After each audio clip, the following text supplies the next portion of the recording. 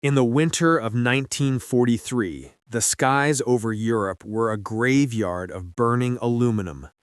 Every day, American bomber crews climbed into the cold blue hell of daylight raids, and every day, the Luftwaffe waited for them like wolves circling wounded prey.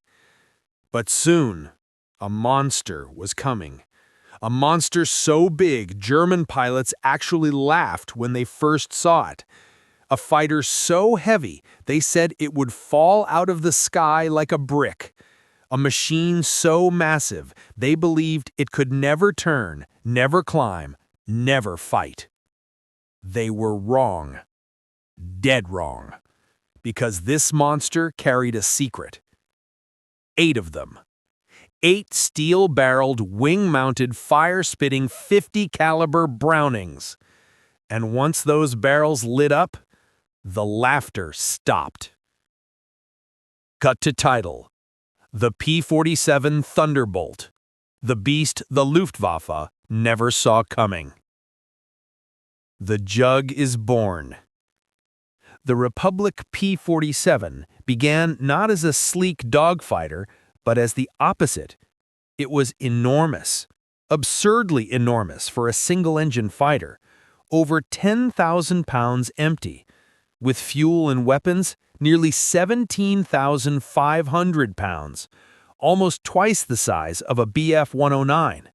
A plane so bulky, pilots nicknamed it the Jug. Engineers insisted the design made sense. It was built around one of the most powerful engines ever installed in a fighter, the Pratt & Whitney R2800 Double Wasp. But before pilots felt that power, they saw the size. Lieutenant Jack Reed. When I first walked up to a P-47, I didn't think it was a fighter. I thought it was the supply plane that brought the fighters. They said it looked like a flying oil drum. They said it was too heavy to climb. They said no one would ever dogfight in it. Even American pilots laughed nervously. But across the ocean, the Germans weren't laughing nervously. They were laughing with confidence. The German reaction: what is this fat thing? The first time a Thunderbolt was spotted by German fighters, the reactions were nearly identical. German pilot interview reconstruction: "We saw this huge American machine. It was unbelievable. We joked that if you fired at it, the bullets would bounce off and it would keep coming." Another German pilot wrote, "It looked too big to be dangerous." The Luftwaffe, seasoned by years of combat in Spain, Poland, France, and the Soviet Union, thought they had seen every kind of fighter, but never this. To them, the P-47 looked clumsy, slow, ungainly. What they didn't know was that they were looking at a monster with a temper. The P-47 didn't need elegance, it didn't need tight turns, it didn't need the agility of a ballerina, because it had 8 .50 caliber machine guns, 4 in each wing. Most fighters carried 2 guns, maybe 4. The Thunderbolt carried 8. If you stood in front of a P-47 and saw those 8 gun barrels pointed at you, you knew you weren't dealing with a fighter. You were dealing with a flying artillery platform. Each .50 cal round was nearly the length of a man's hand. A single burst could shred through armor, engines, cockpits, everything. American pilots called it the lead hose, the flying buzzsaw, the sky reaper. German pilots called it something else, the Kanonenboot, the gunboat, but they only used that nickname after they felt what 8 .50 cals could do. First blood. The first major combat engagements came in 1943. American bombers were being butchered in the skies of Europe. The P-47s were sent as escorts, but every time the massive fighters arrived, the Germans laughed again. First FW-190 pilots joked the P-47 was so big they could see it from Berlin. Bf-109 pilots bragged they could run circles around it. And they could, at first. But then the Thunderbolt pilots discovered something. The P-47 could dive like a falling anvil. Once that heavy nose pointed down, it gained speed faster than nearly anything in the sky. During one of the first battles, a German FW-190 pilot tried to escape in a dive. He thought he was safe. He was not. Major Don Blakesley reconstruction. That 190 went down and I followed him. I saw him look back. His canopy popped open like he couldn't believe what he was seeing. The jug was gaining on him. At 500 miles per hour, the P-47 still held together. Many German planes didn't. The laughter began to fade. The day everything changed. Then came the moment that truly wiped the smiles off German faces. A squadron of P-47s intercepted a group of Bf-109s attacking American bombers. The 109s turned in for a fight. They believed they were facing slow, clumsy opponents.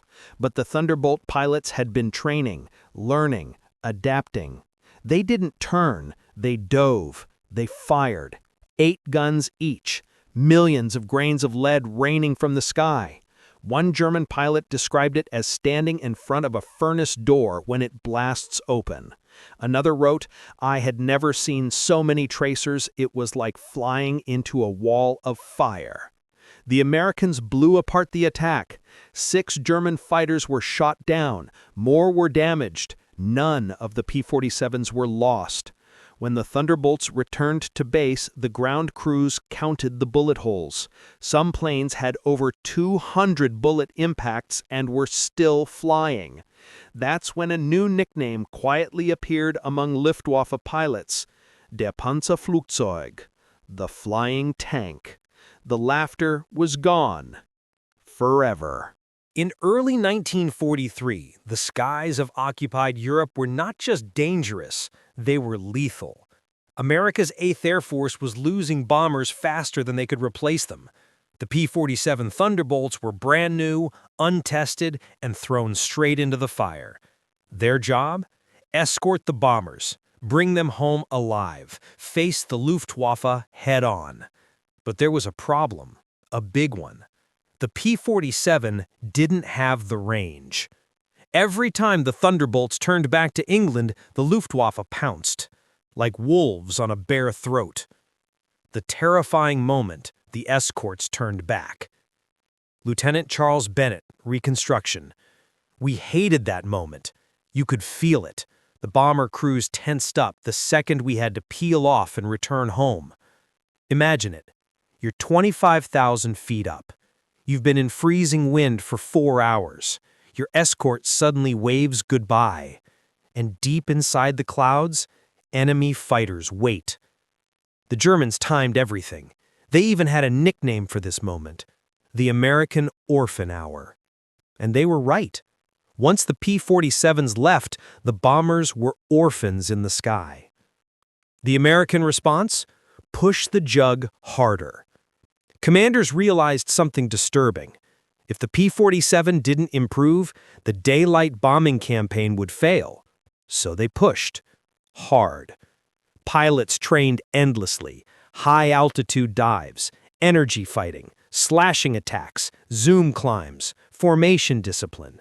They had to learn how to fight like predators, not escorts. And as they learned, something changed. The Thunderbolt strategy. Hit fast, hit hard, get out. The P-47's massive radial engine gave it one advantage German fighters couldn't match: sheer, brutal power in a dive. So, pilots developed a tactic: boom and zoom. Dive fast, fire a short, brutal burst, then climb out before the enemy can react. Repeat. Lieutenant Harrison Ford, reenactment. You didn't dance with them, you smashed them. German pilots found this terrifying because they weren't facing duelists. They were facing flying hammers. The moment the tide began to turn. By mid-1943, American intelligence noticed something shocking. German radio transmissions changed tone. Instead of mocking the P-47, The Germans were requesting reinforcements. Instead of laughing at the Thunderbolt, they were avoiding direct dives with it. And instead of charging bomber formations with confidence, they were being shredded before they could even line up. The P-47 had learned how to kill. A survivor in a sky of death. The P-47 gained a new reputation. Not just deadly, but unkillable. Stories spread. A P-47 with its entire tail almost shot off, returning to base. A pilot making it home after losing half a wingtip. Jugs coming back with their engines smoking, oil pouring, cylinders blown, still flying. One ground crew chief said, "A P-47 could be missing everything except the pilot and still make it home." This mattered because bomber crews noticed. They trusted the Thunderbolt. They began cheering whenever they saw jugs arrive. And when German fighters saw those same jugs diving from the sun, they no longer felt superior. They felt hunted.